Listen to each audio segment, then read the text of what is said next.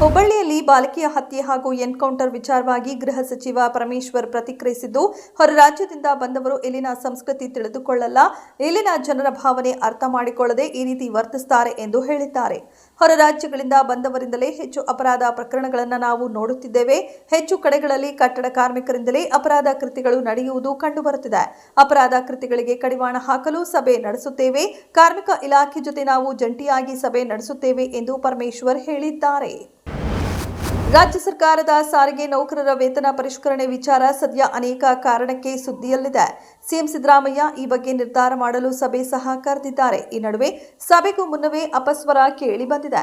ಸಾರಿಗೆ ನೌಕರರ ವೇತನ ಹೆಚ್ಚಳ ಕುರಿತು ಚರ್ಚಿಸಲು ಇದೇ ಏಪ್ರಿಲ್ 15ರಂದು ಆಯೋಜಿಸಿರುವ ಸರ್ವ ಸಂಘಗಳ ಜತೆ ಸಿಎಂ ಸಭೆಗೆ ಕರ್ನಾಟಕ ರಾಜ್ಯ ರಸ್ತೆ ಸಾರಿಗೆ ನಿಗಮಗಳ ನೌಕರರ ಮೂಲಭೂತ ಹಕ್ಕುಗಳ ವಿಚಾರ ವೇದಿಕೆ ಪದಾಧಿಕಾರಿಗಳನ್ನು ಆಹ್ವಾನಿಸಿಲ್ಲ ಎಂದು ವೇದಿಕೆ ಅಧ್ಯಕ್ಷ ವೈಎಂ ಶಿವಾರೆಡ್ಡಿ ಆರೋಪಿಸಿದ್ದಾರೆ.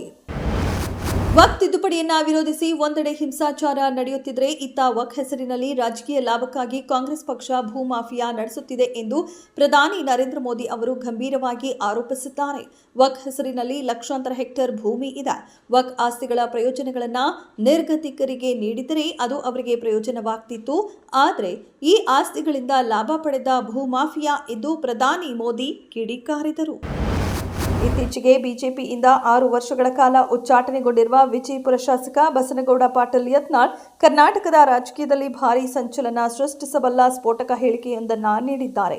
ಮುಖ್ಯಮಂತ್ರಿ ಸಿದ್ದರಾಮಯ್ಯ ಅವರನ್ನು ಅಧಿಕಾರದಿಂದ ಕೆಳಗಿಳಿಸಲು ಕಾಂಗ್ರೆಸ್ನ ಒಳಗಿನಿಂದಲೇ ಷಡ್ಯಂತ್ರ ನಡೆದಿದೆ ಎಂದು ಆರೋಪಿಸಿದ್ದಾರೆ. ಅಲ್ಲದೆ ತಮ್ಮ ಉಚ್ಚಾಟನೆಯ ಹಿಂದೆಯೂ ಕಾಂಗ್ರೆಸ್ನ ಒಬ್ಬ ಮಹಾನಾಯಕನ ಕೈವಾಡವಿದೆ ಎಂದು ಯತ್ನಾಳ್ ಗಂಭೀರ ಆರೋಪ ಮಾಡಿದ್ದಾರೆ.